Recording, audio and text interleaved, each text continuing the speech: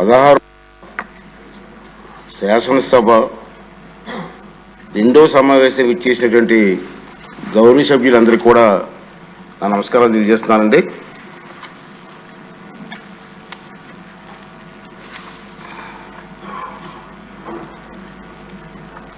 గౌరవ ఆర్థిక శాఖ మంత్రులు 2024-25 ఆర్థిక సంవత్సరానికి బడ్జెట్ను సభకు సంప్రదించడం ఆరంభించగానే అసెంబ్లీ సిబ్బంది బడ్జెట్ ప్రసంగ తెలుగు ఆంగ్ల తాలూకు కాపీలన్నీ కూడా సభ్యులందరికీ అందజేస్తారు. మిగిలిన బడ్జెట్ ప్రచురణ సభ్యులు సేవా కేంద్రం నుంచి కూడా బడ్జెట్ ప్రసంగాన్ని మీరు పొందవచ్చండి.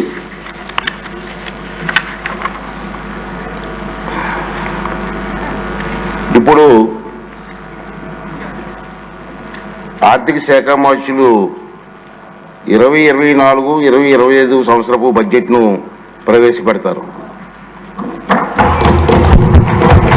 ధన్యవాదాలు అధ్యక్ష. 2024-25 ఆర్థిక సంవత్సరానికి గాను మన రాష్ట్ర వార్షిక బడ్జెట్ను మీ అనుమతితో గౌరవ సభ ముందు ఉంచుతున్నాను అధ్యక్ష. ఈరోజు నేను ప్రవేశపెడుతున్న బడ్జెట్ ప్రతిపాదనల ప్రాముఖ్యత అంకెలకు మించినది. మన రాష్ట్రాన్ని కాపాడాలని అపూర్వమైన తీర్పునిచ్చిన ప్రజల సంకల్పానికి ఇది ప్రతిబింబం. ప్రభుత్వం ఏర్పడిన వెంటనే గత ప్రభుత్వ దుష్పరిపాలన వలన మన రాష్ట్రానికి జరిగిన నష్టాన్ని ప్రజలకు తెలియజేయడం మా ప్రభుత్వ నైతిక కర్తవ్యం. రాష్ట్ర పునర్నిర్మాణ ప్రక్రియలో మద్దతు కూడగట్టడం వీటి ఉద్దేశం. ఈరోజు మన రాష్ట్రం ఎదుర్కొంటున్న సవాళ్లు రాష్ట్ర ఆర్థిక వ్యవహారాల దుర్వినియోగం, రాష్ట్ర వనరుల మళ్లింపు, లోపభూయిష్టమైన ఎక్సైజ్ మరియు ఇసుక విధానాల వలన సహజ వనరుల దోపిడీ వలన రాష్ట్ర ఆదాయానికి గండిపడడం, ప్రభుత్వ పన్నులను దారి మళ్లించడం ద్వారా రాబోయే 25 సంవత్సరాల భవిష్యత్తు ఆదాయాన్ని గణనీయంగా తగ్గించడం, పరిమితికి మించి రుణాలను అధిక వడ్డీ రేట్లకు తీసుకోవడం, కేంద్ర ప్రభుత్వ మార్గదర్శకాలను ఉల్లంఘించి రుణాలను తీసుకోవడం, కేంద్ర ప్రాయోజిత పథకాల నిధుల మళ్లింపు, పిల్లల పౌష్టికాహారం కోసం చిక్కి వైద్య సామగ్రి వంటి ముఖ్యమైన పథకాలకు చెల్లింపులు నిలుపుదల, స్థానిక సంస్థల నిధుల మళ్లింపు, ఉద్యోగులకు పేరుకుపోయిన బకాయిలు, వివిధ పనులకు చెందినటువంటి బిల్లుల బకాయిలు, అన్ని ప్రాజెక్టులను స్తంభింపజేయడం ద్వారా నీటిపారుదల రంగం పతనం, ఇంధన రంగం విధ్వంసం, కొత్తగా బ్యాంకింగేతర ఆర్థిక సంస్థను ఏర్పాటు ద్వారా కార్పొరేషన్ల నిధుల మళ్లింపు పై పేర్కొన్న కారణాల వలన దేశంలో తొలిసారిగా ఆర్థిక గందరగోళ పరిస్థితులు ఎదురయ్యాయి. కంట్రోలర్ అండ్ ఆడిటర్ జనరల్ వారి నివేదికలో రాష్ట్ర ఆర్థిక పరిస్థితిపై ప్రతికూలంగా వ్యాఖ్యానించడం జరిగింది. నేడు రాష్ట్ర ఆర్థిక వ్యవస్థ పతనం అంచున ఉంది. మన రాష్ట్ర ఆర్థిక వ్యవస్థను పునఃప్రారంభించి రాష్ట్ర ప్రగతిని పునర్నిర్మించడం నేటి తరం చేతుల్లో ఉంది. గౌరవ ముఖ్యమంత్రి శ్రీ నారా చంద్రబాబు నాయుడు గారి ప్రేరణే మాకు చోదక శక్తి. ఈ సందర్భంగా వారి మాటలను ఉదహరించాలని అనుకుంటున్నాను. ప్రతి సంక్షోభాన్ని అంకిత భావంతో, సృజనాత్మకతతో, నిబద్ధత మరియు కృషితో అవకాశంగా మార్చుకోండి అని. మే 24 జూన్ నెలలో జరిగిన సార్వత్రిక మరియు రాష్ట్ర శాసనసభ ఎన్నికలలో మన రాష్ట్ర ప్రజలు మా సంకీర్ణ ప్రభుత్వానికి అపూర్వమైన తీర్పునిచ్చారు. 57% ఓట్లతో 175 సీట్లకు గాను 164 సీట్లు రావడం మాకు దక్కిన గౌరవం. అసాధారణమైన ఆధిక్యతతో 93% సీట్లని మేము గెలవగలిగాం. గత ప్రభుత్వ దుర్మార్గ పాలనకు వ్యతిరేకంగా ప్రజలు చేసిన విప్లవ ప్రకటన ఇది. ఇదే సమయంలో మా ఎన్డీఏ ప్రభుత్వానికి లభించిన అద్భుతమైన ఈ ఆధిక్యత గౌరవనీయ ముఖ్యమంత్రి శ్రీ నారా చంద్రబాబు నాయుడు గారు, గౌరవనీయ ఉప ముఖ్యమంత్రి శ్రీ కొణిదెల పవన్ కళ్యాణ్ గారు మరియు గౌరవనీయ భారత ప్రధానమంత్రి శ్రీ నరేంద్ర మోడీ గారి నాయకత్వం మరియు ప్రతిభపై ప్రజలకు ఉన్న నమ్మకానికి ఇది నిదర్శనం. గౌరవ ముఖ్యమంత్రి నారా చంద్రబాబు నాయుడు గారి నాయకత్వానికి, దూరదృష్టికి మరియు ప్రజాసేవ పట్ల ఆయనకున్న అంకిత భావానికి, మన రాష్ట్ర ప్రజలు ఆయన మీద ఉంచినటువంటి అపరిమితమైన విశ్వాసానికి ఈ విజయం ఒక తార్కాణం. మన రాష్ట్ర అభివృద్ధి కోసం ఆయన ఎల్లప్పుడూ కృషి చేస్తూనే ఉన్నారు. తన అద్భుతమైన పనితీరు, నిజాయితీ మరియు సాంకేతికత పట్ల ఉన్న సమగ్ర అవగాహన, ఆధునీకరణ మరియు సాంకేతిక ఆధారిత భవిష్యత్తు కోసం వారు చూపిన దార్శనికత వారి పేరుతో పాటు మన రాష్ట్ర ప్రతిష్టను కూడా పెంపొందింపజేశాయి. మన గౌరవ సభలో ముఖ్యమంత్రి గారు 1995లోనే ఆర్థిక మంత్రిగా తన తొలి బడ్జెట్ ప్రసంగంలో ఇలా అన్నారు. వారి మొదటిసారి ఆర్థిక శాఖ మంత్రిగా చేసినటువంటి మాటలను వారి మాటల్లోనే, అధ్యక్ష, అభివృద్ధి సాధించాలంటే సామర్థ్యంతో కూడిన అమలుపరిచే విధానాలుంటే తప్ప ప్రయోజనం గల ఫలితాలు సాధించలేం. ప్రపంచవ్యాప్తంగా సాగుతున్న సమాచార విప్లవం వలన కలిగిన లాభాలను మరియు అవకాశాలను వినియోగించుకోవడానికి వీలుగా మా పాలనా యంత్రాంగాన్ని పునర్వ్యవస్థీకరించాలన్నది మా ఆశయం. పరిపాలనకు చెందిన అన్ని రంగాలలోనూ కంప్యూటర్ల వినియోగానికి ఒక బృహత్ కార్యక్రమాన్ని చేపట్టాలని భావిస్తున్నాం. ఇది మన కళ్ళ ముందు ఈరోజు కనపడుతుంది, అధ్యక్ష. ఆయన పరిపాలనా అనుభవంలోని మైలురాయి అంశాలు ఇప్పుడు చెప్పబోయే విషయాలు నిర్ధారిస్తాయి. 1995 నుండి 99 వరకు ముఖ్యమంత్రిగా ఆయన మొదటి పదవీ కాలం గణనీయమైన ఆర్థిక సంస్కరణలు, మౌలిక సదుపాయాలు అభివృద్ధి మరియు సమాచార సాంకేతిక పరిశ్రమల అభివృద్ధితో గుర్తింపు పొందింది.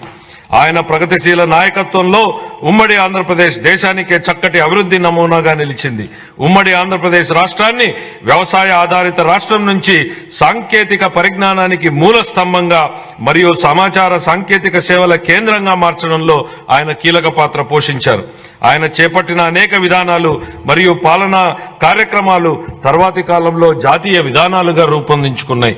రేపటి రోజున దేశం చేసే ఆలోచన ఆంధ్రప్రదేశ్ ఈరోజే చేస్తుంది అనే పేరుని తీసుకొచ్చారు. ప్రస్తుతం అభివృద్ధి చెందుతున్న సాఫ్ట్వేర్ పరిశ్రమకు హైదరాబాద్లో ఆనాడే పునాది వేయడం ద్వారా హైదరాబాద్ను ప్రపంచ సాంకేతిక సమాచార పటంలో అగ్రస్థానానికి చేర్చడంలో ఆయన పాత్ర మరువలేనిది. ఇంజనీరింగ్ కళాశాలలు మరియు సమాచార సాంకేతిక రంగాలలో ఆయన చేసిన విధానపరమైన నిర్ణయాలు మన రాష్ట్ర ప్రజలకు ప్రపంచవ్యాప్తంగా అవకాశాలు కల్పించాయి. ఈ కారణంగా గ్రామీణ ప్రాంతాలకు చెందిన సామాన్య ప్రజలు సైతం ప్రపంచవ్యాప్తంగా విజయ శిఖరాలను అధిరోహించగలిగారు. నేడు అమెరికాతో పాటు అనేక ఇతర దేశాలలో ప్రవాసాంధ్రులు అత్యధిక తలసరి ఆదాయం కలిగిన వారుగా స్థిరపడ్డారు.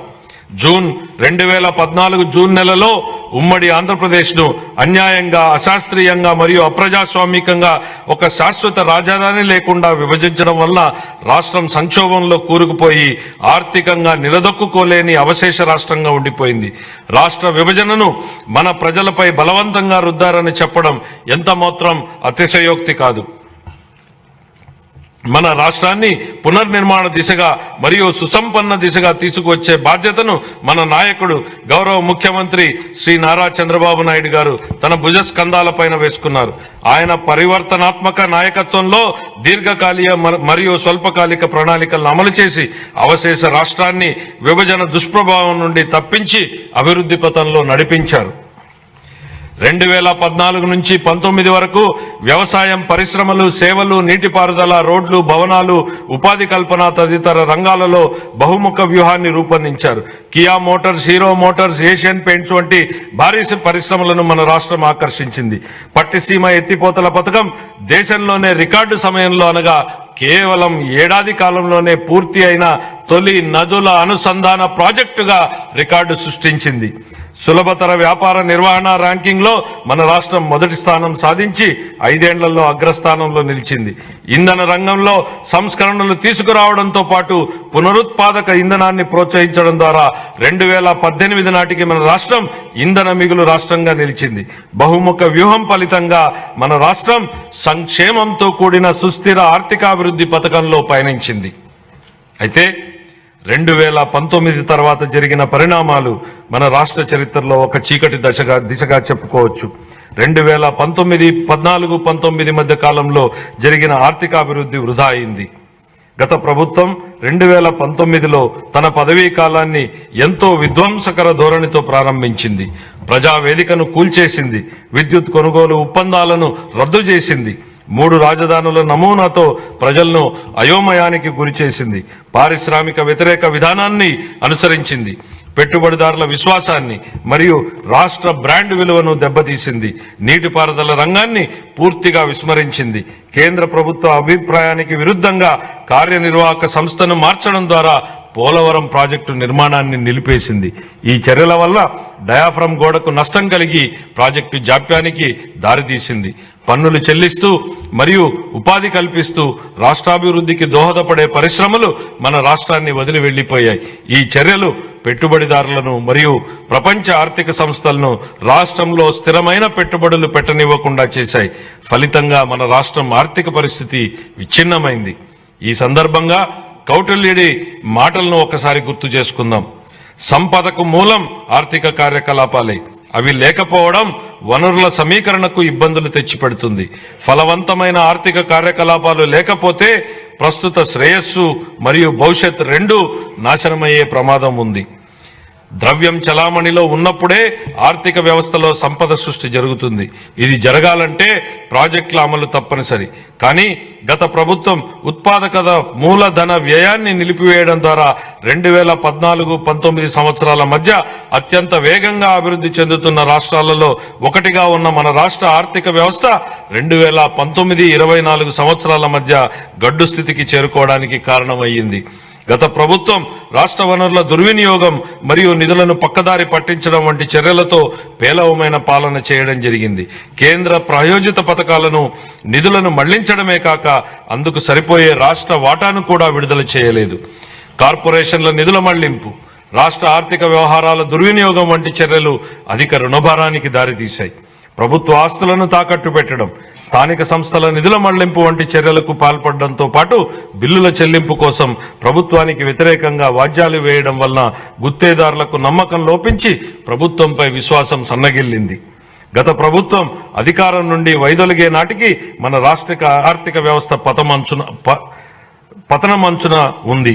ఉద్యోగులకు గాను 21,980 కోట్ల రూపాయల బకాయిలు, కేంద్ర ప్రాయోజిత పథకాలకు 4,657 కోట్ల రూపాయల బకాయిలతో సహా మొత్తం 1,35,224 కోట్ల రూపాయలు బకాయిలు ఉన్నాయని శ్వేతపత్రంలో ఇప్పటికే పేర్కొన్నాం. ఇవన్నీ గత ప్రభుత్వ దుష్పరిపాలనకు, వైఫల్యానికి నిదర్శనం.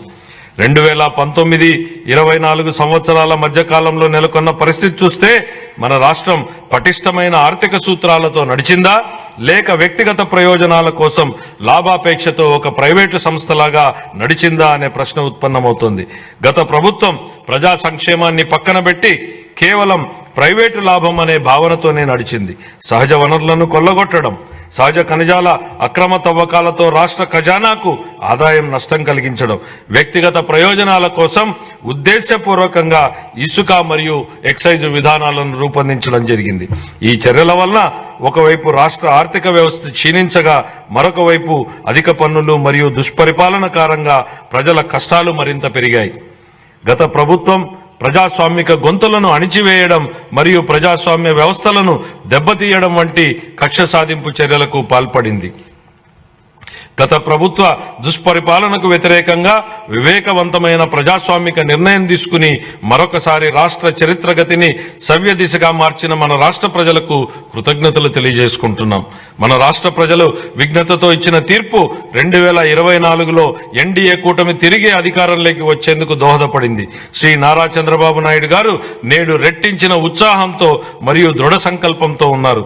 స్వర్ణాంధ్రప్రదేశ్ విజన్ కు 2024 సంవత్సరం ఒక మైలురాయి వంటిది.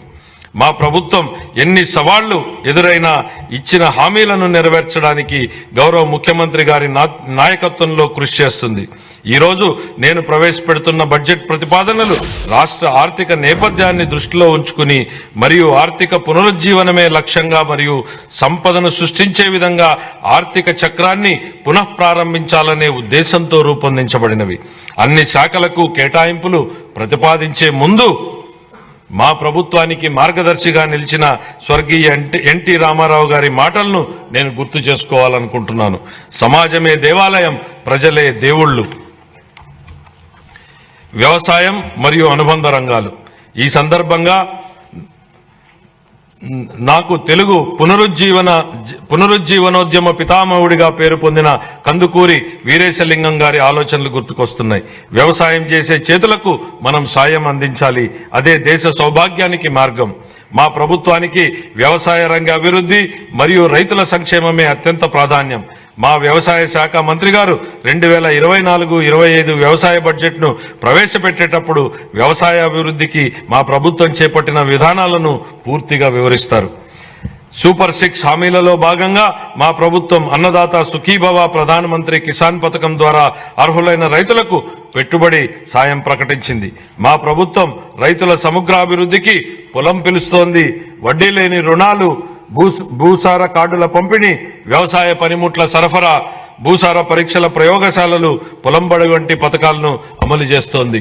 2024-25 ఆర్థిక సంవత్సరం రబీ కాలం నుండి పంటల బీమా పథకాన్ని సవరించడం మరియు స్వచ్ఛంద నమోనాన్ని అవలంబించడం వలన రైతులు వారి వ్యక్తిగత అవసరాల ఆధారంగా ఈ పథకాలలో పాల్గొనే స్వేచ్ఛను, వెసులుబాటును కల్పించడం జరిగింది. గ్రామీణ ఆర్థిక వ్యవస్థ స్థూల విలువను పెంచడంలో పశుసంవర్ధక రంగం కీలక పాత్ర పోషిస్తుంది. పశు సంపద మరియు కోళ్ల పెంపకం మన రాష్ట్రం దేశంలోనే 2వ స్థానంలో ఉంది.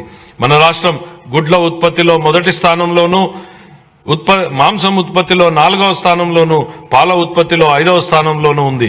వివిధ పథకాల కింద పశువులకు ఆశ్రయం, గ్రాసం మరియు వైద్య సహాయం అందించడం ద్వారా పశు సంపదను పెంచుతూ పశువులకు రక్షణ మరియు సంరక్షణ కల్పించాలని మా ప్రభుత్వం తీర్మానించుకుంది. పశువుల ద్వారా జీవనోపాధిని పొందుతున్నటువంటి యాదవులు, కురుమలు మరియు ఇతర వర్గాల ఆదాయాన్ని పెంచడానికి మా ప్రభుత్వం కృతనిశ్చయంతో ఉంది. పశు బీమా పథకాన్ని అమలు చేయడం ద్వారా ప్రభుత్వం ఈ వర్గాల జీవనోపాధికి రక్షణ కల్పిస్తోంది. సాంప్రదాయ మత్స్యకారుల చేపల చెరువులను లీజుకు తీసుకోకుండా గత ప్రభుత్వం ఉత్తర్వులను జారీ చేసింది. దశాబ్దాలుగా చేపల చెరువులపై ఆధారపడి జీవనం సాగిస్తున్న మత్స్యకారుల ప్రయోజనాలను పరిరక్షించడానికి మా ప్రభుత్వం ఆ ఉత్తర్వులను ఉపసంహరించింది. 23,000 చేపలకు, వేటకు అనువైన బోట్లకు మా ప్రభుత్వం రాయితీపై డీజిల్ను అందిస్తోంది. వ్యవసాయ మరియు అనుబంధ రంగాలను ప్రోత్సహించడంలోను, గ్రామీణ ప్రాంతాల అభివృద్ధిలోను సహకార రంగం కీలక పాత్రను పోషించే సామర్థ్యాన్ని కలిగి ఉంది. ప్రాథమిక వ్యవసాయ పరపతి సంఘాలను కంప్యూటరీకరణ చేయడం ద్వారా బలోపేతం చేసి రైతులకు ఆర్థిక సమీకరణను పెంచడం జరుగుతుంది. 2024-25 ఆర్థిక సంవత్సరంలో వ్యవసాయ మరియు అనుబంధ రంగాలకు 11,855 కోట్ల రూపాయల కేటాయింపును ప్రతిపాదిస్తున్నాను. సంక్షేమం. మన గౌరవ ముఖ్యమంత్రి గారు సంక్షేమం గురించి ఇలా అంటుంటారు: ప్రజలు ఎల్లప్పుడూ సంక్షేమం మరియు అభివృద్ధి, సుపరిపాలనను కోరుకుంటారు. వాటిని అందిస్తున్నంత కాలం ప్రజలు మనతోనే ఉంటారు. సంక్షేమం మరియు అభివృద్ధిని సమతుల్యం చేయాలనే విశ్వాసం 3 దశాబ్దాల కింద 1995లో ఉమ్మడి ఆంధ్రప్రదేశ్ రాష్ట్ర ఆర్థిక మంత్రిగా ఆయన చేసిన తొలి బడ్జెట్ ప్రసంగం నుంచే మనకు స్పష్టమవుతుంది అధ్యక్ష. ఆయన మాటల్లోనే, స్థూలంగా చెప్పాలంటే మా ప్రభుత్వ ప్రధాన ఆశయం పేదరిక నిర్మూలన, బడుగుల సంక్షేమమే మా పరమావధి. పేదల సంక్షేమానికే మా ప్రభుత్వం సర్వదా అంకితం. అంత మాత్రాన రాష్ట్ర సర్వతోముఖాభివృద్ధి కుంటుపడనిస్తామని అనుకోవద్దు. ఆ పని ఎప్పటికీ జరగదు. నిధుల కొరత కారణంగా ఏ అభివృద్ధి కార్యక్రమం కుంటుపడరాదన్నది మా ధ్యేయం. అలా కుంటుపడకుండా కృషి చేస్తాం. విద్యాభివృద్ధి, సామాజిక ఆర్థికాభివృద్ధి, సంక్షేమం మరియు హక్కుల పరిరక్షణ కోసం వివిధ పథకాలను అమలు చేయడం ద్వారా అన్ని సామాజిక వర్గాల అభివృద్ధికి మా ప్రభుత్వం కట్టుబడి ఉంది. సంక్షేమానికి పెద్దపీట వేస్తూ స్వర్ణాంధ్ర 2047 దిశగా మేనిఫెస్టోలో ఇచ్చిన హామీలకు అనుగుణంగా మా ప్రభుత్వం ఎన్నో పథకాలను రూపొందిస్తోంది. మేనిఫెస్టోలో ఇచ్చిన హామీ మేరకు అధికారం చేపట్టిన వెంటనే సామాజిక భద్రత పెన్షన్ను 3,000 రూపాయల నుండి 4,000కు పెంచడం జరిగింది. ఎన్టీఆర్ భరోసా పెన్షన్ పథకం ద్వారా 64,38,000 మంది పెన్షన్దారులకు నెలకు 4,000 నుండి 15,000 రూపాయల వరకు పెన్షన్లు అందుతున్నాయి. మా ప్రభుత్వం అధికారంలోకి వచ్చిన మొదటి నెలలోనే ఎన్టీఆర్ భరోసా పథకం కింద 4,400 కోట్ల రూపాయలు, అలాగే 24 జూన్ నుండి ఇప్పటి వరకు మొత్తం 15,218 కోట్ల రూపాయలు విడుదల చేయబడ్డాయి. కళాశాలల నుండి ధృవపత్రాలు పొందేందుకు విద్యార్థులకు ఇబ్బందులు తలెత్తకుండా ఉండేందుకు మెట్రిక్ అనంతర ఉపకార వేతనాలను నేరుగా కళాశాల ఖాతాలలోకే విడుదల చేస్తోంది. గత ప్రభుత్వం మిగిల్చిన పెండింగ్ ఫీజు రీయింబర్స్మెంట్ బకాయిలను కూడా దశల వారీగా విడుదల చేసేందుకు ప్రయత్నాలు జరుగుతున్నాయి. మా ప్రభుత్వ పథకాలు మాలదాసరి, మాదిగ, రెల్లి, అరుంధతీయ మరియు ఇతర షెడ్యూల్డ్ కులాల వర్గాలకు మేలు చేస్తాయి. రజకులు, దూదేకులు, నాయీ బ్రాహ్మణుల వంటి సాంప్రదాయ వృత్తి సమూహకాలకు ఆధునిక వృత్తి పద్ధతుల ద్వారా వారి జీవనోపాధిని పెంపొందించడానికి ఆర్థిక సహాయం అందించాలని ప్రతిపాదించబడింది. సాంప్రదాయకంగా నైపుణ్యం కలిగిన నేత కార్మికులకు వారి నైపుణ్యాలను మెరుగుపరచడానికి వీలుగా ఆర్థిక సహాయం కూడా అందించడం జరుగుతోంది. మా ప్రభుత్వ పథకాలు వడ్డెర, వాల్మీకి, గౌడ, కళింగ, గవర, పద్మశాలి, బెస్త, సగర, ఉప్పర వంటి వెనుకబడినటువంటి తరగతులకు లబ్ధి చేకూరుస్తాయి. షెడ్యూల్ తెగల కుటుంబాలకు సాధికారతకు మా ప్రభుత్వం పూర్తిగా కట్టుబడి ఉంది. గిరిజన వర్గాల సంక్షేమం కోసం పోస్ట్ మెట్రిక్ ఉపకార వేతనాలు, ఆర్టీఎఫ్, ఎంటీఎఫ్, అంబేద్కర్ విద్యానిధి మొదలైన ముఖ్య పథకాలను అమలు చేయడం జరుగుతోంది. గిరిజన ప్రాంతాలలో మౌలిక సదుపాయాల అంతరాలను పూడ్చడంతో పాటు నాణ్యమైన విద్య, పౌష్టికాహారం మరియు ఆరోగ్య సంరక్షణ మరియు గిరిజన వర్గాల ఆర్థికాభివృద్ధిపై కూడా మా ప్రభుత్వం ప్రత్యేక దృష్టిని సారించనుంది. వివిధ పథకాల ద్వారా అల్పసంఖ్యాక వర్గాలకు ఆర్థిక కార్యకలాపాలలోనూ మరియు ఉపాధి కల్పించడంలోనూ సమాన భాగస్వామ్యం లభించేలా మా ప్రభుత్వం చూస్తోంది. వారి విదేశీ విద్యకు, అలాగే ఇమాంలకు, మౌజంలకు మరియు పాస్టర్లకు ప్రోత్సాహకాలు ఇవ్వాలని ప్రతిపాదించడం జరిగింది. 2024-25 ఆర్థిక సంవత్సరంలో షెడ్యూల్డ్ కులాల కాంపోనెంట్కు 18,497 కోట్ల రూపాయలు, షెడ్యూల్డ్ తెగల కాంపోనెంట్కు 7,557 కోట్ల రూపాయలు, వెనుకబడిన తరగతుల కాంపోనెంట్కు 39,007 కోట్ల రూపాయలు, అల్పసంఖ్యాక వర్గాల సంక్షేమానికి 4,376 కోట్ల రూపాయల్ని కేటాయించాలని నేను ప్రతిపాదిస్తున్నాను. మహిళా అభివృద్ధి మరియు శిశు సంక్షేమం.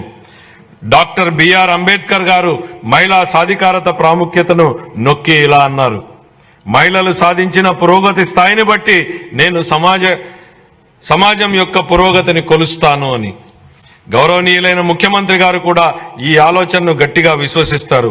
ఆయన నాయకత్వంలో 1990వ దశకంలోనే మన రాష్ట్రం స్వయం సహాయక బృందాల ఉద్యమంలో దేశంగా అగ్రగామిగా నిలిచింది. పొదుపు చేయడంతో పాటు మహిళల వ్యవస్థాపక శక్తి పెరుగుతుందని, ఫలితంగా స్వయం ఉపాధి మాత్రమే కాకుండా సాధికారత కూడా లభిస్తుందని వారిది దృఢ విశ్వాసం.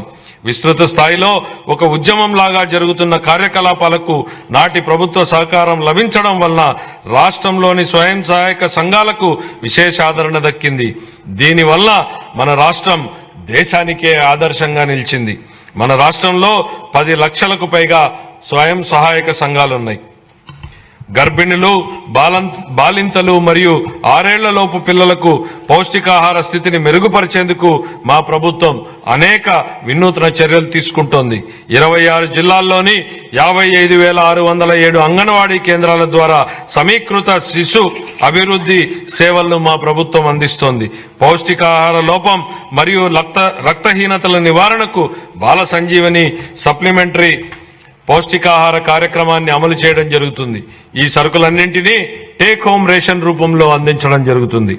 సూపర్ 6 వాగ్దానాలను నెరవేర్చే దిశగా మా ప్రభుత్వం దీపం 2 పథకాన్ని ప్రారంభించి సంవత్సరానికి 3 ఎల్పీజీ సిలిండర్లను ఉచితంగా అందిస్తోంది. 2024లో మొదటి ఉచిత సిలిండర్ పంపిణీ కోసం 895 కోట్లను విడుదల చేయడం జరిగింది. ఇందులో భాగంగా ఇప్పటికే 5 లక్షల మందికి పైగా లబ్ధిదారులు రాయితీ సొమ్ము అందింది. ప్రజా రవాణా బస్సులలో మహిళలకు ఉచిత ప్రయాణాన్ని ప్రవేశపెడతామని ఇచ్చిన మరో హామీని కూడా త్వరలో అమలు చేయడం జరుగుతుంది. ఈ కార్యక్రమం యొక్క ముఖ్య ఉద్దేశం శ్రామిక శక్తిలో మహిళల భాగస్వామ్యాన్ని పెంచడమే. 2024-25 ఆర్థిక సంవత్సరానికి మహిళాభివృద్ధి శిశు సంక్షేమ శాఖకు 4,285 కోట్ల రూపాయల కేటాయింపును ప్రతిపాదిస్తున్నాను. నైపుణ్యాభివృద్ధి. నైపుణ్యాభివృద్ధి ప్రాధాన్యత గురించి చైనా తత్వవేత్త లావో జూ ఇలా అన్నారు: ఒక మనిషికి ఆహారంగా ఒక చేపను ఇస్తే ఒక రోజు ఆహారాన్ని మాత్రమే ఇచ్చినట్లవుతుంది. అందుకే అతనికి చేపలు పట్టడం నేర్పించు, జీవితాంతం తిండి పెట్టినట్టు అవుతుంది. 2014-19 కాలంలోనే గౌరవ ముఖ్యమంత్రి నారా చంద్రబాబు నాయుడు గారు నైపుణ్యాభివృద్ధి, విద్య మరియు దీర్ఘకాల పరిష్కారాల ప్రాముఖ్యతను అర్థం చేసుకుని అనేక నైపుణ్యాభివృద్ధి కార్యక్రమాలకు శ్రీకారం చుట్టడం జరిగింది. ఈరోజు గౌరవ మానవ వనరుల అభివృద్ధి శాఖ మంత్రి శ్రీ నారా లోకేష్ గారు నైపుణ్య గణన అనేటువంటి వినూతన కాన్సెప్ట్ కు నాయకత్వం వహిస్తున్నారు.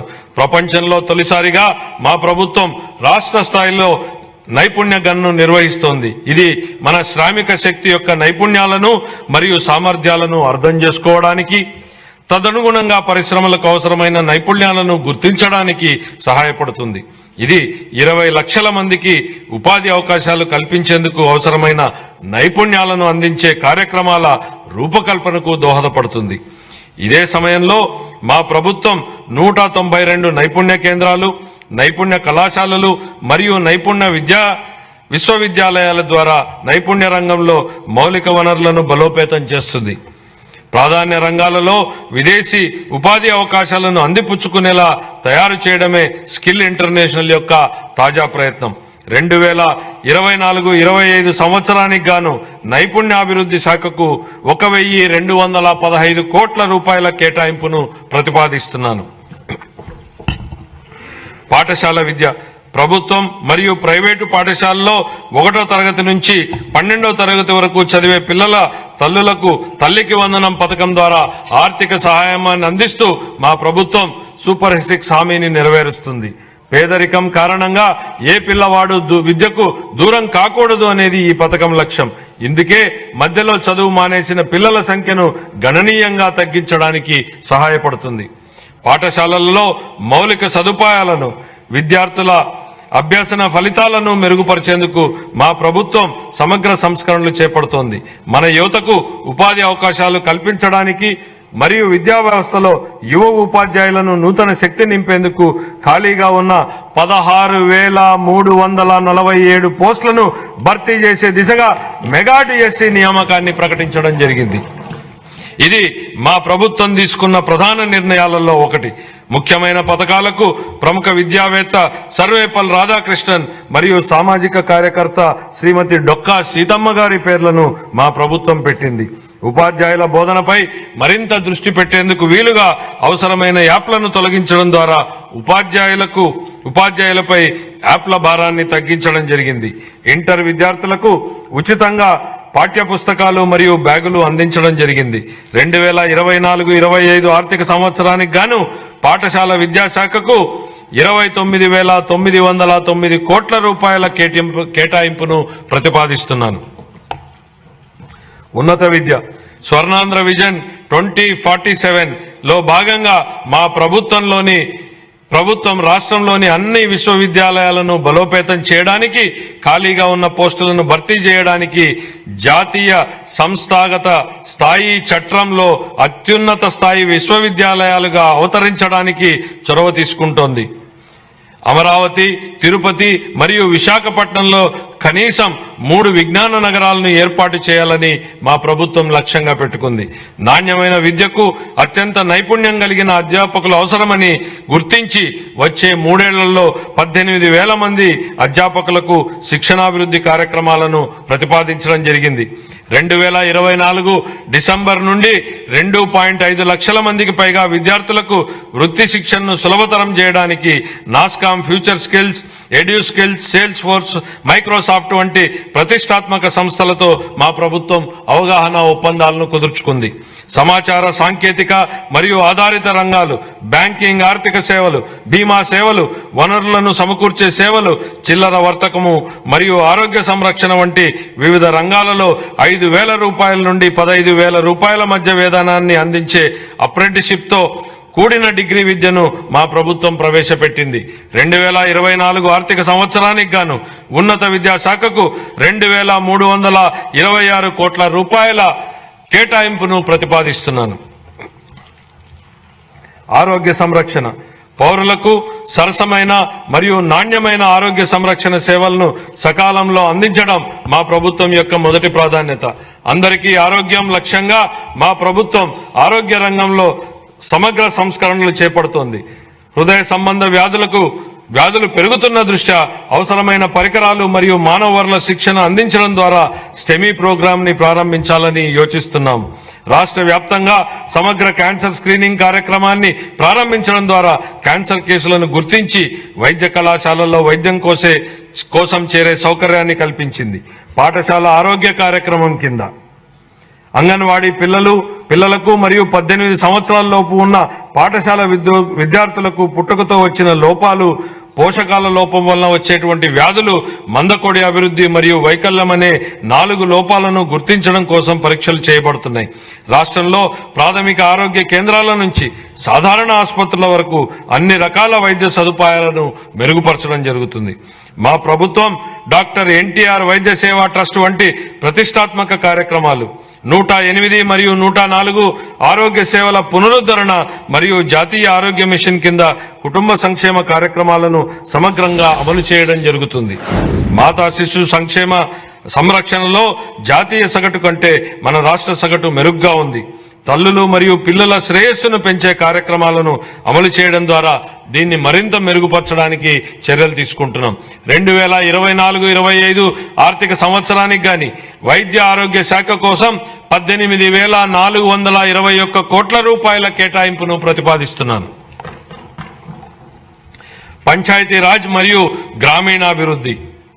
మహాత్మా గాంధీ ఇలా అన్నారు, భారతదేశ ఆత్మ గ్రామాలలో ఉంటుంది అని. గౌరవనీయ ఉప ముఖ్యమంత్రి శ్రీ కొణిదెల పవన్ కళ్యాణ్ గారి సమర్థ నాయకత్వంలో స్థానిక స్వపరిపాలన నిజమైన స్ఫూర్తితో ప్రోత్సహించడం ద్వారా పంచాయతీరాజ్ వ్యవస్థకు పూర్వవైభవం తీసుకురావడానికి ఇప్పటికే మా ప్రభుత్వం చాలా కార్యక్రమాలు చేపట్టింది. ప్రణాళిక ప్రక్రియలో భాగంగా అన్ని గ్రామ పంచాయతీల క్రియాశీలక భాగస్వామ్యంతో ఉపాధి హామీ పథకం ఆమోదం కోసం ఆగస్టు 23న ఒకే రోజులో 13,326 గ్రామాలలో పంచాయతీలలో ప్రత్యేక గ్రామ సభలు నిర్వహించడం అనేది ఒక ప్రపంచ రికార్డు. మన రాష్ట్రంలోని అన్ని గ్రామాలలో సిమెంట్ రహదారులను ప్రారంభించడంతో కార్యాచరణ ప్రణాళిక అమలు ప్రారంభమైంది. స్వాతంత్ర దినోత్సవం మరియు గణతంత్ర దినోత్సవాల నిర్వహణ ఖర్చుల క్రితం చిన్న పంచాయతీలకు 100 రూపాయల నుండి 10,000 రూపాయలకు, పెద్ద పంచాయతీలకు 250 రూపాయల నుండి 25,000 రూపాయలకు పెంచి సర్పంచుల ఆత్మగౌరవాన్ని పునరుద్ధరించడం జరిగింది. స్వర్ణ పంచాయతీల కార్యక్రమం కింద పంచాయతీల అభివృద్ధికి ప్రభుత్వం దార్శనిక ప్రణాళికను చేపట్టింది. 2024 మార్చి నుండి పంచాయతీరాజ్ సంస్థలకు రావాల్సిన 15వ ఆర్థిక సంఘం నిధులను 998 కోట్ల రూపాయలను ప్రభుత్వం 24 ఆగస్టు నెలలో విడుదల చేయడం జరిగింది. గ్రామీణ పేదలకు సుస్థిర జీవనోపాధిని అందించడానికి మరియు గ్రామీణ ప్రాంతాలలో మన్నికైన ఆస్తులు సృష్టించడానికి మా ప్రభుత్వం మహాత్మా గాంధీ జాతీయ గ్రామీణ ఉపాధి హామీ పథకం కింద 16 శాఖల సమన్వయంతో వివిధ వినూతన కార్యక్రమాలని అమలు చేస్తోంది. 2024-25 సంవత్సరంలో ఇప్పటి వరకు 1.2 మిలియన్లకు పైగా కుటుంబాలకు 100 రోజుల వేతన ఉపాధిని పొందాయి. ఉద్యానవనం, సేద్యపు కుంటలు, పశు సంవర్ధక ఆవాసాలు వంటి ప్రాజెక్టులతో పాటు పైకప్పు నీటి సంరక్షణ, ఇంకుడు గుంతలు, చెక్ డ్యాంలతో పాటు సహజ వనరుల నిర్వహణ ప్రాజెక్టులు చేపట్టడం జరిగింది. గ్రామీణ ప్రాంతాలలో ప్రతి పేద కుటుంబాన్ని పేదరికం నుండి బయటపడేట్లు చేసేందుకు మా ప్రభుత్వం కట్టుబడి ఉంది. ప్రధానమంత్రి ఉపాధి కల్పన కార్యక్రమం, ప్రధానమంత్రి సూక్ష్మ ఆహార సంస్థల అధికారీకరణ, ప్రధానమంత్రి స్వనిధి పథకం మరియు ప్రధానమంత్రి విశ్వకర్మ వంటి వివిధ కేంద్ర ప్రభుత్వ రాయితీ పథకాలతో అనుసంధానం చేయడం ద్వారా స్వయం సహాయక బృంద సభ్యుల జీవనోపాధికి మా ప్రభుత్వం కార్యక్రమాల మద్దతును ఇస్తున్నాయి. ఈ వినూత్న కార్యక్రమాల అమలు ద్వారా స్వయం సహాయక బృంద సభ్యులు ఆదాయాన్ని పెంచడంతో పాటు అనధికార ఉపాధి అవకాశాలను పెంచడం కూడా మా ప్రభుత్వం లక్ష్యంగా పెట్టుకుంది. అదనంగా ఓపెన్ నెట్వర్క్ డిజిటల్ కామర్స్ ను ప్రోత్సహించడం ద్వారా మా ప్రభుత్వం స్వయం సహాయక బృంద మహిళలకు వారి వ్యాపారాలను విస్తరించుకోవడానికి వీలు కల్పిస్తోంది. వారి ఉత్పత్తులను మార్కెట్లకు చేర్చడానికి విస్తృతంగా అవకాశాలను కల్పిస్తూ మరియు వారి అమ్మకాల సామర్థ్యాన్ని మెరుగుపరచడంలో ఇది వారికి ఉపయోగపడుతుంది. ఈ వ్యూహాత్మక విధానంలో ఆర్థిక సహాయం, నైపుణ్యాభివృద్ధి మరియు డిజిటల్ అవుట్ రీచ్ల మిళితం అవడం వల్ల స్వయం సహాయక బృంద సభ్యులు స్థిరమైన ఆదాయాభివృద్ధిని పెంచుకోగలుగుతారు. ఆంధ్రప్రదేశ్ గ్రామీణ రహదారుల అనుసంధాన ప్రాజెక్టు ద్వారా 1574 పనులను పూర్తి చేయడం జరిగింది. ఈ ప్రాజెక్టు 2134 ఆవాసాలను 2855 కిలోమీటర్ల రహదారులతో కలుపుతుంది. అదనంగా 164 రహదారులు మరియు వంతెనల ప్రాజెక్టులు కూడా కొనసాగుతున్నాయి.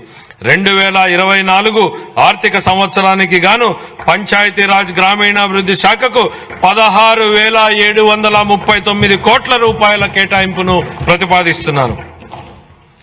పట్టణాభివృద్ధి. గత ప్రభుత్వ హయాంలో పట్టణ ప్రాంతాలు తీవ్ర నిర్లక్ష్యానికి గురయ్యాయి. రాష్ట్ర వ్యాప్తంగా పురపాలక సంఘాలలో పారిశుద్ధ్యం లోపించింది మరియు వ్యర్థాల నిర్వహణ లోపం వలన టన్నుల కొద్దీ వ్యర్థాలు మరియు పూడిక పేరుకుపోయాయి.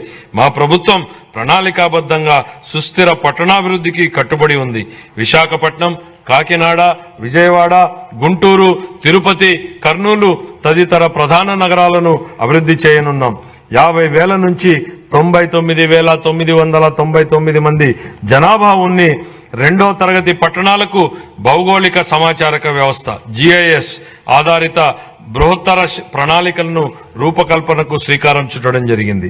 అమృత్ 2 కింద జల వనరుల పునరుద్ధరణ, మురుగునీటిని శుద్ధి చేసి తిరిగి వినియోగించుకోవడం, వర్షపు నీటి సంరక్షణతో పాటు ప్రజలందరికీ సురక్షిత నీటిని సరఫరా చేయాలని మా ప్రభుత్వం భావిస్తోంది.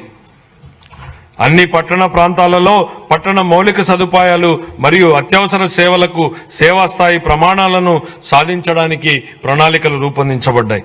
5 ఏళ్లుగా కనుమరుగైన రాష్ట్ర కళల రాజధాని అమరావతి నేడు రూపుదిద్దుకుంటోంది. ప్రపంచ స్థాయిలోనే అత్యుత్తమ మౌలిక సదుపాయాలు, పెట్టుబడులు మరియు ఉద్యోగాలకు ప్రపంచ స్థాయి గమ్యస్థానంగా అమరావతి మారబోతోంది. అత్యంత నివాసయోగ్యమైన, సమర్థవంతమైన మరియు సుస్థిరమైన హరిత నగరంగా అమరావతిని తీర్చిదిద్దేందుకు మా ప్రభుత్వ ప్రణాళికలు దోహదపడ్డాయి. రాజధాని నగరంలో మౌలిక సదుపాయాలు అభివృద్ధి చేయడానికి మా ప్రభుత్వం కేంద్ర ప్రభుత్వం ద్వారా బహుళ పాక్షిక నిధుల సంస్థల నుండి 15,000 కోట్ల రూపాయల నిధులను పొందడం జరిగింది.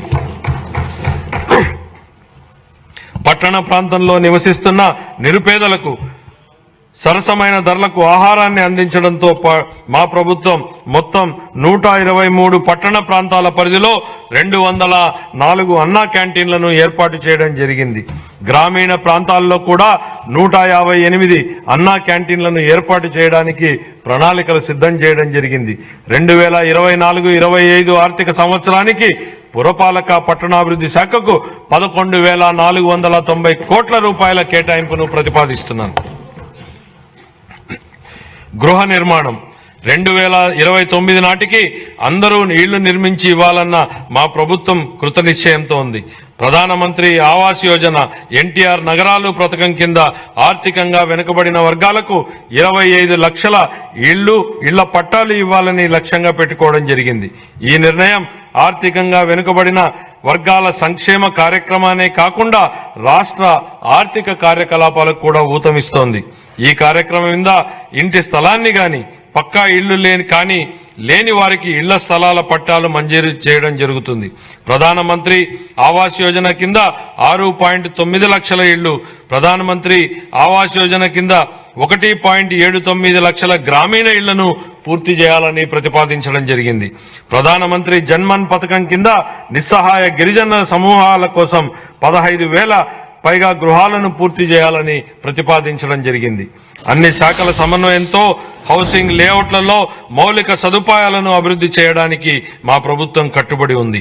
2024-25 ఆర్థిక సంవత్సరానికి గృహ నిర్మాణ శాఖకు 4,012 కోట్ల రూపాయల కేటాయింపుని ప్రతిపాదిస్తున్నాను. జలవనరుల నిర్వహణ. సాగునీటి రంగాన్ని గత ప్రభుత్వం పూర్తిగా నిర్లక్ష్యం చేసింది. వంశధార స్టేజ్ 2, హంద్రీనీవా సుజల స్రవంతి రెండవ దశ, వెలుగొండ ప్రాజెక్టు, తోటపల్లి బ్యారేజు, గజపతి నగరం బ్రాంచ్ కెనాల్, చింతలపూడి ఎత్తిపోతల పథకం, Pulichintala, Gundlakamma reservoir, Somasila Swarnamukhi link canal వంటి సాగునీటి ప్రాజెక్టుల్లో ఏ ఒక్కదానిలోనూ పురోగతి లేదు. పోలవరం విషయంలో కేంద్ర జలశక్తి మంత్రిత్వ శాఖకు చెందిన పోలవరం ప్రాజెక్టు అథారిటీ సలహాలను పట్టించుకోకుండా నిర్మాణ కీలక దశలో ఉన్నప్పుడు ఏజెన్సీని హఠాత్తుగా మార్చడం వలన డయాఫ్రమ్ గోడ కూలి ప్రాజెక్టు నిర్మాణంలో తీవ్ర జాప్యం జరిగింది. ప్రాజెక్టు ప్రయోజనాల కోసం ఏళ్ల తరబడి ఎదురు చూస్తున్న ఆంధ్ర, ఉత్తరాంధ్ర మరియు రాయలసీమ వాసులకు ఈ జాప్యం కలవరపెడుతోంది. మా ప్రభుత్వం సాగునీటి రంగానికి అధిక ప్రాధాన్యతనిస్తూ ప్రతి పొలానికి నీటిని తీసుకెళ్లాలనే లక్ష్యంతో సమగ్ర నూతన జల విధానాన్ని రూపొందించడం జరుగుతోంది. రాష్ట్రాన్ని కరువు రహిత రాష్ట్రంగా తీర్చిదిద్ది త్రాగు మరియు సాగు మరియు పారిశ్రామిక అవసరాలకు నీటి భద్రతను కల్పించేందుకు కార్యాచరణ ప్రణాళికలు రూపొందించడం జరిగింది. పోలవరం జాతీయ నీటిపారుదల ప్రాజెక్టును త్వరితగతిన పూర్తి చేయడం మా ప్రభుత్వ మొదటి ప్రాధాన్యత. చింతలపూడి ఎత్తిపోతల పథకం, బొడ్డేపల్లి రాజగోపాలరావు వంశధార ప్రాజెక్టు రెండవ దశ, Poola Subbaiah Veligonda project, Handri Neeva Sujala Sravanthi project, Tungabhadra high level canal వ్యవస్థ మెరుగుదల, చిన్న నీటి పారుదల, వాటర్ షెడ్ భూగర్భ జలాల హై లెవెల్ కెనాల్ వ్యవస్థ మెరుగుదల, చిన్న నీటి పారుదల, వాటర్ షెడ్ భూగర్భ జలాల నిర్వహణతో సహా నిర్మాణంలో ఉన్న అన్ని ప్రాజెక్టులను పూర్తి చేసేందుకు మా ప్రాజెక్టు కట్టుబడి ఉంది. వీటితో పాటు అదనంగా భవనాసి చెరువు మార్పిడి ప్రాజెక్టును మరియు మహేంద్ర తనయ ఆఫ్షోర్ ప్రాజెక్టును చేపట్టాలని మా ప్రభుత్వం భావిస్తోంది. గోదావరి, పెన్న, నాగావళి వంశధార నదులను అనుసంధానం చేయడం ద్వారా రాష్ట్ర వ్యాప్తంగా నీటి భద్రతను కల్పించాలని భావిస్తోంది. 2024-25 ఆర్థిక సంవత్సరానికి జలవనరుల శాఖకు 16,705 కోట్ల రూపాయల కేటాయింపును ప్రతిపాదిస్తుంది.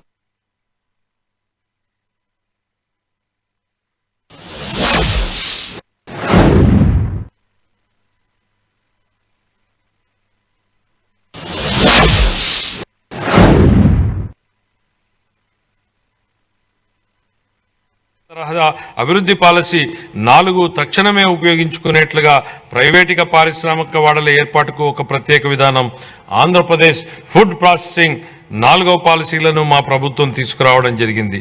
ఈ విధానాలలో పోటీతత్వ ప్రోత్సాహక పద్ధతిని ప్రవేశపెట్టగా దీనికి పారిశ్రామిక రంగం నుండి సానుకూల స్పందన వచ్చింది. మన రాష్ట్రాన్ని పెట్టుబడుల గమ్యస్థానంగా మార్చేందుకు పెట్టుబడిదారులలో మా ప్రభుత్వం మళ్లీ ఆసక్తిని పెంచింది. 2024-25 ఆర్థిక సంవత్సరానికి పరిశ్రమలు, వాణిజ్య శాఖకు 3,127 కోట్ల రూపాయల కేటాయింపును ప్రతిపాదిస్తున్నాను. ఇంధన రంగం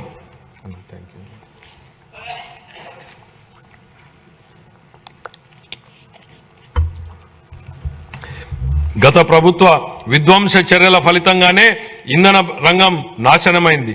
గత ప్రభుత్వం ప్రమాణ స్వీకారోత్సవ వేదిక నుండే విద్యుత్ కొనుగోలు ఒప్పందాలను రద్దు చేస్తున్నట్లు ప్రకటించడం ద్వారా ఈ విధ్వంసం ప్రారంభమైంది. ఈ చర్య రాష్ట్ర ఇంధన రంగ పునాదులను కదిలించింది. అంతేకాక ఇంధన రంగ విస్తరణ ప్రణాళికలను విచ్ఛిన్నం చేయడం ద్వారా విద్యుత్ కొరతకు కారణమయ్యింది. తత్ఫలితంగా అధిక ధరలతో విద్యుత్తును కొనుగోలు చేయాల్సి వచ్చింది. అంతిమంగా గత ప్రభుత్వాల తప్పిదాల వల్ల నేడు వినియోగదారులకు ట్రూ అప్ ఛార్జీల పేరుతో విద్యుత్ కోసం అధిక ధరకు చెల్లించాల్సి వస్తోంది. ఈ నష్టాన్ని పూడ్చడానికి వినియోగదారులకు తక్కువ ఖర్చుతో వారంలో అన్ని రోజులు 24 గంటల పాటు నిరంతరాయమైన నాణ్యమైన విద్యుత్తును సరఫరా చేయడానికి మా ప్రభుత్వం కట్టుబడి ఉంది. రాష్ట్రంలో సుస్థిరత, ఇంధన పరివర్తన మరియు క్లీన్ ఎనర్జీ సాంకేతికతలను ప్రోత్సహించేందుకు నూతన సమగ్ర ఆంధ్రప్రదేశ్ సమీకృత క్లీన్ ఎనర్జీ విధానం 2024ను ప్రకటించడం జరిగింది. పునరుత్పాదక ఇంధనం, పంపుడ్ స్టోరేజ్ పవర్, హరిత హైడ్రోజన్ మరియు దాని ఉత్పన్నాలను ప్రోత్సహించడానికి కొత్త విధానం మార్గాన్ని సుగమం చేస్తుంది. అంతేకాక రాష్ట్రాన్ని పెట్టుబడులు ఆకర్షించే గమ్యస్థానంగా కూడా మారుస్తుంది. మా ప్రభుత్వం ఆక్వా రైతులకు తక్కువ ధరకే విద్యుత్తును సరఫరా చేస్తూ షెడ్యూల్డ్ కులాలు మరియు షెడ్యూల్ తెగల వారి కాలనీలో ప్రతి ఇంటికి నెలకు 400 యూనిట్ల ఉచిత విద్యుత్తును అందిస్తోంది. ధోబీ ఘాట్లకు అలాగే దారిద్ర్య రేఖకు దిగువనున్న రజక సామాజిక వర్గం వారు నిర్వహిస్తున్న లాండ్రీలకు, దారిద్ర్య రేఖకు దిగువనున్న నాయీ బ్రాహ్మణులు చౌరశాలలకు, దారిద్ర్య రేఖకు దిగువనున్న స్వర్ణకారుల దుకాణాలకు, దారిద్ర్య రేఖకు దిగువనున్న అత్యంత వెనుకబడిన కులాలకు మరియు చేనేత కార్మికులకు ఉచితంగా లేదా రాయితీపై విద్యుత్ అందించబడుతోంది. 2024-25 ఆర్థిక సంవత్సరానికి గాను ఇంధన శాఖకు 8,207 కోట్ల రూపాయల కేటాయింపును ప్రతిపాదిస్తున్నాను. రవాణా మరియు రోడ్లు మరియు భవనాలు, రహదారుల నిర్వహణ మరియు మరమ్మతుల విషయంలో గత పాలకుల నిర్లక్ష్యం వహించడంతో పాటు రాష్ట్రంలో రహదారుల కంటే గుంతలే ఎక్కువగా ఉన్నాయి. ఏళ్ల తరబడి నడుస్తున్న మౌలిక సదుపాయాల పురోగతికి విఘాతం కలిగింది. ఒకప్పుడు 2019 నాటికి నాణ్యమైన రహదారుల అనుసంధానం ఉన్న రాష్ట్రం 2024 నాటికి గుంతలమయమైన రహదారులతో సతమతమవుతోంది. సంక్రాంతి నాటికి రాష్ట్రంలో అన్ని రహదారులు గుంతలు లేకుండా ఉండాలనే లక్ష్యంతో మన గౌరవ ముఖ్యమంత్రి గారు గుంతలు లేని రహదారుల ఆంధ్రప్రదేశ్ అనే మిషన్కు శ్రీకారం చుట్టారు. వీటి పునర్నిర్మాణ ప్రయత్నాలు జరుగుతున్నాయి. అనుసంధానతను మరింత బలోపేతం చేయడానికి గతిశక్తి కార్యక్రమానికి అనుగుణంగా రాష్ట్ర రహదారి మౌలిక సదుపాయాలను జాతీయ గ్రిడ్తో మా ప్రభుత్వం అనుసంధానం చేస్తోంది. Amaravati outer ring road project గత ప్రభుత్వ హయాంలో నిలిచిపోయింది. 189 కిలోమీటర్ల పొడవైన Amaravati outer ring road express way పునరుద్ధరణకు కేంద్ర ప్రభుత్వం ఆమోదం తెలిపింది. ఈ ప్రాజెక్టు రాజధానిని రాష్ట్రంలో ఇతర ప్రాంతాలతో అనుసంధానం చేస్తుంది. ఈ ప్రాజెక్టు మన రాష్ట్రంలో ప్రాంతీయ అనుసంధానతను మరియు ఆర్థికాభివృద్ధిని పెంపొందిస్తుంది. మన రాష్ట్రంలో 687 కిలోమీటర్ల మేర 6 వరుసల జాతీయ రహదారి ప్రాజెక్టు పనులను ఎంతో పురోగతిలో ఉన్నాయి. వీటిలో బెంగళూరు, కడప, విజయవాడ, రాయపూర్, విశాఖపట్నం, చిత్తూరు, తాడ్చూరు, రేణిగుంట, నాయుడుపేట, విజయవాడ పశ్చిమ బైపాస్, నాయుడుపేట, తూర్పు కనుపూరు వంటి ముఖ్యమైన రహదారులు ఉన్నాయి.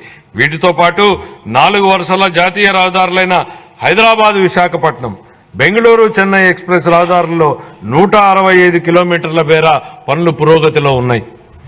న్యూ డెవలప్మెంట్ బ్యాంక్ ఆర్థిక సహకారంతో మండల అనుసంధాన మరియు గ్రామీణ అనుసంధానత అభివృద్ధి ప్రాజెక్టు మరియు ఆంధ్రప్రదేశ్ రహదారులు, వంతెనల పునర్నిర్మాణ ప్రాజెక్టులను మా ప్రభుత్వం అమలు చేస్తుంది. ఈ ప్రాజెక్టులను జిల్లా ప్రధాన కేంద్రాలు మరియు మండల కేంద్రాల మధ్య, అదేవిధంగా అన్ని మండల కేంద్రాల మధ్య 2 వరుసల రహదారుల అనుసంధానతను కల్పించడానికి 2,522 కిలోమీటర్ల రహదారులను ఈ పరిధిలోకి తీసుకువస్తాము.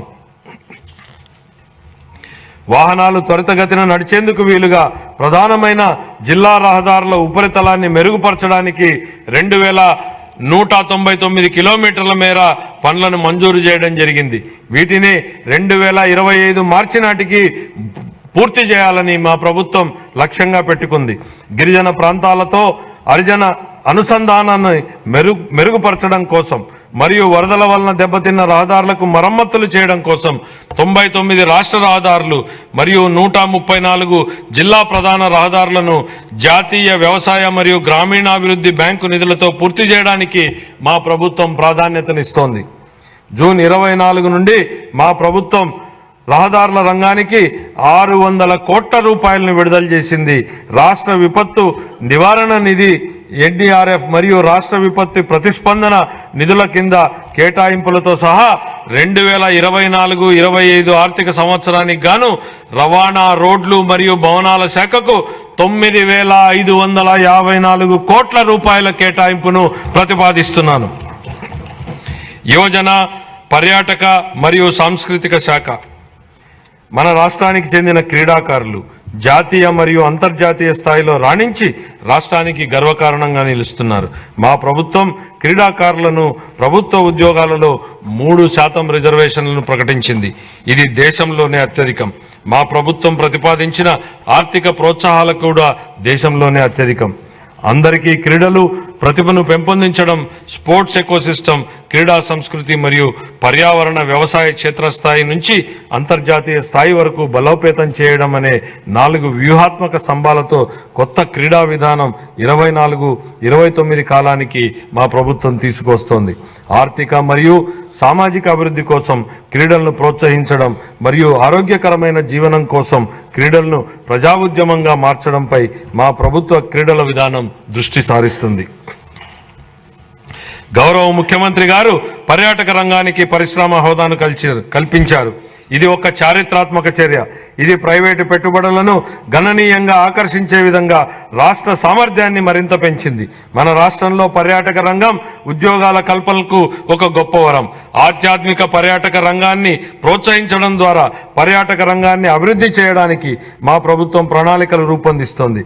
పర్యావరణ మరియు వివిధ పర్యాటక ప్రదేశాలను ఏకకాలంలో అనుసంధానించే విధంగా పరిశ్రమ, పర్యాటక రంగాన్ని, సముద్ర తీరక పర్యాటక కేంద్రాలను, ఆరోగ్య పర్యాటక కేంద్రాలను, చారిత్రాత్మక వారసత్వ ప్రదేశాలను అభివృద్ధి చేయడం ద్వారా పర్యాటక రంగాన్ని ప్రోత్సహించడాన్ని మా ప్రభుత్వం లక్ష్యంగా పెట్టుకుంది. 2024-25 ఆర్థిక సంవత్సరానికి యోజన, పర్యాటక మరియు సాంస్కృతిక శాఖకు 322 కోట్ల రూపాయల కేటాయింపును ప్రతిపాదిస్తున్నాం. పోలీసు శాఖ గత 5 ఏళ్లలో పోలీసు శాఖను నిర్లక్ష్యం చేయడం వల్ల ఆ శాఖ నైతిక స్థైర్యం మరియు నిర్వహణ సామర్థ్యం తీవ్రంగా దెబ్బతిన్నాయి. ముఖ్యంగా తగినన్ని అలవెన్సులు చెల్లించకపోవడం వల్ల మరియు ఉద్యోగుల బకాయిలను చెల్లించకపోవడం వల్ల పోలీసు శాఖ ఉద్యోగుల్లో తీవ్ర ఇబ్బందులకు గురయ్యారు. వాహనాల లభ్యత తక్కువగా ఉండడం, గస్తీ వాహనాలకు నిర్వహణ లేకపోవడం మరియు పోలీసు బలగాలను తక్కువ వనరులతో నడిపించడం వలన వారు ఎంతో ఒత్తిడికి లోనయ్యారు. ఇది ప్రజా అవసరాల కోసం మరియు వేగంగా మరియు సమర్థవంతంగా స్పందించే వారి సామర్థ్యానికి ఆటంకం కలిగించింది. సీసీ కెమెరాల నిర్వహణ వంటి సాధారణ పనులకు కూడా గత ప్రభుత్వం నిధులను అవసరమైన మేరకు విడుదల చేయలేదు. ఈ క్లిష్టమైన సమస్యలను గుర్తించిన మా ప్రభుత్వం ఆధునీకరణ మరియు సమకాలీన సవాళ్లకు ధీటుగా పోలీస్ శాఖను సన్నద్ధం చేయడంపై దృష్టి సారించి ఈ శాఖ సామర్థ్యాలను పునరుద్ధరించడానికి మరియు పెంచడానికి నిర్ణయాత్మక చర్యలు చేపట్టింది. నూతన వాహనాలు మరియు అధునాతన పరికరాల కొనుగోలుకు, మౌలిక వసతుల కల్పనకు, పోలీసు బలగాల ఆధునీకరణకు మా ప్రభుత్వం 62 కోట్ల రూపాయల నిధులను ఇప్పటికే విడుదల చేసింది. పోలీసు శాఖకు పూర్వ వైభవాన్ని తీసుకురావడానికి గౌరవ ముఖ్యమంత్రి గారు సమూల మార్పునకు ఆమోదం తెలిపారు. శ్రీకాకుళం, చిత్తూరు, ప్రకాశం మరియు రాజమహేంద్రవరాలలో కొత్తగా ప్రత్యేక 4 పోలీస్ బెటాలియన్లను ఏర్పాటు చేయడం జరుగుతుంది. అంతేకాక 300 మంది మహిళా సహాయక డెస్క్లను మరియు సైబర్ నేరాలను అరికట్టడానికి ప్రతి జిల్లాలో సైబర్ పోలీస్ స్టేషన్లను కూడా ప్రత్యేకంగా ఏర్పాటు చేయడం జరుగుతుంది. మాదక ద్రవ్యాల కేసులో సత్వర పరిష్కారానికి రాష్ట్ర వ్యాప్తంగా 13 ఫాస్ట్ ట్రాక్ NDPS కోర్టులను ఏర్పాటు చేస్తున్నాం. ఆధునీకరించబడిన మరియు తక్షణమే ప్రతిస్పందించగలిగే సమర్థవంతమైన పోలీస్ దళాలను పునర్నిర్మించే దిశగా చేపట్టిన ఈ చర్యలను మా ప్రభుత్వ నిబద్ధతను సూచిస్తాయి. గత ప్రభుత్వ హయాంలో యువత గంజాయి వాడకం విపరీతంగా పెరిగింది. ఆ సమయంలో దేశంలో పట్టుబడిన మాదక ద్రవ్యాల మూలాలు మన రాష్ట్రంలో ఉండడం సిగ్గుచేటు. అధ్యక్ష, మాదక ద్రవ్యాల విస్తృత వినియోగ వ్యతిరేక కార్యక్రమంలో భాగంగా మా ప్రభుత్వం మాదక ద్రవ్యాల వినియోగ వ్యతిరేక టాస్క్ ఫోర్స్ను ఏర్పాటు చేసింది. విద్యార్థులు గంజాయి మరియు పొగాకు వాడకుండా ఉండేందుకు వారిలో అవగాహన పెంచే సమగ్ర కార్యక్రమాలను ప్రవేశపెట్టడం జరిగింది. ఈ మాదక ద్రవ్యాలు మరియు పొగాకు వ్యతిరేక కార్యక్రమాలు క్రియాశీలక పాత్రను పోషించేందుకు ఉన్నత విద్యా సంస్థల్లోని 3172 యూనిట్లకు శిక్షణ ఇచ్చేందుకు ప్రణాళికలు రూపొందిస్తున్నామని గౌరవ సభకు తెలియజేస్తున్నాను. 2024-25 ఆర్థిక సంవత్సరానికి గాను పోలీసు శాఖకు 8495 కోట్ల రూపాయల కేటాయింపును ప్రతిపాదిస్తున్నాను. పర్యావరణం, అటవీ మరియు శాస్త్ర సాంకేతిక పరిజ్ఞానం, జాతీయ ప్రమాణాలకు ధీటుగా పచ్చదనాన్ని మెరుగుపరచడం ద్వారా పౌరులకు సుస్థిర జీవన ఆవాసాల కల్పనకు మా ప్రభుత్వం కృషి చేస్తోంది. ఈ దిశగా మనం ప్రకృతి పిలుస్తోంది, తీర ప్రాంత ఆవాసాల అభివృద్ధి, మడ అడవుల పెంపకం మొదలైన పథకాల ద్వారా స్థిరమైన ఆదాయ కల్పన జరుగుతోంది. అన్ని శాఖల మరియు వివిధ వర్గాల ప్రజల భాగస్వామ్యం మరియు కేంద్ర రాష్ట్ర పథకాల నిధుల సమీకరణ ద్వారా ఇది జరుగుతోంది. పరిశుభ్రమైన మరియు ఆరోగ్యకరమైన నగరాల కోసం బహిరంగ ప్రదేశాలలో పచ్చదనాన్ని ఇచ్చే నగర వనాలను నిర్వహించడం మరియు విస్తరించడం ద్వారా వాతావరణ మార్పులను తట్టుకునే నగరాలను అభివృద్ధి చేయడానికి నగర వనం పథకాన్ని మా ప్రభుత్వం అమలు చేస్తోంది. 2024-25 ఆర్థిక సంవత్సరానికి గాను పర్యావరణ, అటవీ, శాస్త్ర, సాంకేతిక శాఖకు 687 కోట్ల రూపాయల కేటాయింపును ప్రతిపాదిస్తున్నాను. 2022-23 ఖాతాలు. ఆంధ్రప్రదేశ్ అకౌంటెంట్ జనరల్ వారు ఖరారు చేసిన ఆర్థిక లెక్కల ప్రకారం 2022-23 ఆర్థిక సంవత్సరానికి గాని రెవెన్యూ లోటు 43,488 కోట్ల రూపాయలు మరియు ద్రవ్యలోటు 52,509 కోట్ల రూపాయలుగా చెప్పడం జరిగింది. రెవెన్యూ లోటు మరియు ద్రవ్యలోటు వరుసగా 3.3% గాను 3.98% గాను ఉన్నాయి. 2023-24 సవరించిన అంచనాల ప్రకారం 2023-24 ఆర్థిక సంవత్సరానికి రెవెన్యూ వ్యయం 2,12,450 కోట్ల రూపాయలు కాగా మూలధన వ్యయం 23,330 కోట్ల రూపాయలు. 2023-24 ఆర్థిక సంవత్సరంలో రెవెన్యూ లోటు దాదాపు 38,682 కోట్ల రూపాయలు కాగా ఇదే కాలానికి ద్రవ్యలోటు దాదాపు 62,720 కోట్ల రూపాయలు. ఇది రాష్ట్ర స్థూల దేశీయ ఉత్పత్తిలో వరుసగా 2.65% గాను మరియు 4.3% గాను ఉన్నాయి. 2024-25 బడ్జెట్ అంచనాలు. 2024-25 ఆర్థిక సంవత్సరానికి నేను 2,94,427.25 కోట్ల రూపాయల వ్యయాన్ని ప్రతిపాదిస్తున్నాను. ఇందులో రెవెన్యూ వ్యయం అంచనా 2,35,916.99 కోట్ల రూపాయలు మరియు మూలధన వ్యయం అంచనా 32,712.84 కోట్ల రూపాయలు. ఇదే కాలానికి రెవెన్యూ లోటు 34,743.38 కోట్ల రూపాయలు మరియు ద్రవ్యలోటు 68,742.65 కోట్ల రూపాయలుగా ప్రతిపాదిస్తున్నాను. రాష్ట్ర స్థూల దేశీయ ఉత్పత్తిలో రెవెన్యూ లోటు 4.19% గాను మరియు ద్రవ్యలోటు 2.12% గాను ఉండవచ్చు. ముగింపు. నేను ముందే చెప్పినట్టుగా మన రాష్ట్ర ప్రగతి పునఃప్రారంభానికి మరియు పునర్నిర్మాణానికి ఈ బడ్జెట్ ఒక తొలిమెట్టు. తమ కుటుంబాలలోని ప్రతి ఒక్కరికి ఆరోగ్యం, విద్య, జ్ఞానం, నైపుణ్యం మరియు సంపదలు కలగాలని ప్రతి కుటుంబం కూడా కలలు కంటుంది. ఈ కలలు సాకారం అవ్వడానికి మా ప్రభుత్వం కట్టుబడి ఉంది. మన రాష్ట్ర ప్రజలు వారి ఆశలు నెరవేర్చుకునేటందుకు అపూర్వమైన తీర్పునిచ్చారు. ప్రజలు మేమిచ్చిన హామీలపై నమ్మకం ఉంచారు. ఈ హామీలను నిలబెట్టుకోవాల్సినటువంటి బాధ్యత మా ప్రభుత్వంపై ఉంది. మా ప్రభుత్వం ముందున్న ఈ సవాళ్లను గౌరవ ముఖ్యమంత్రి గారి నాయకత్వంలో మేము అధిగమించగలమని విశ్వసిస్తున్నాం. స్వర్ణాంధ్రలో జీవించాలనే ప్రజల ఆశలను సాకారం చేయడానికి మా ప్రభుత్వ నిబద్ధతను పునరుద్ఘాటిస్తున్నాను. సరళమైన ప్రభుత్వం, ప్రతిభావంతమైన పాలన అనే సూత్రంతో పాలనను క్రమబద్ధీకరించడమే మా ప్రభుత్వ లక్ష్యం. స్వామి వివేకానందుడి స్ఫూర్తిదాయకమైన మాటలతో నా ప్రసంగాన్ని ముగిస్తున్నాను. మనం ఎలా ఉన్నామో దానికి మనమే బాధ్యులం. మనం ఎలా ఉండాలనుకున్నా అలా మనల్ని తయారు చేసుకునే శక్తి మనకుంది. మనం ఇప్పుడు ఉన్నది మన గత చర్యల ఫలితమైతే భవిష్యత్తులో మనం ఏమి కావాలనుకుంటున్నామో అది మన ప్రస్తుత చర్యల ద్వారా ఖచ్చితంగా నిర్ణయించబడుతుంది. కాబట్టి ఎలా నడుచుకోవాలో మనం తెలుసుకోవాలి. ఈ మాటలతో నేను ఇప్పుడు బడ్జెట్ను గౌరవ సభ ఆమోదం కోసం సమర్పిస్తున్నాను. జై ఆంధ్రప్రదేశ్, జై హింద్.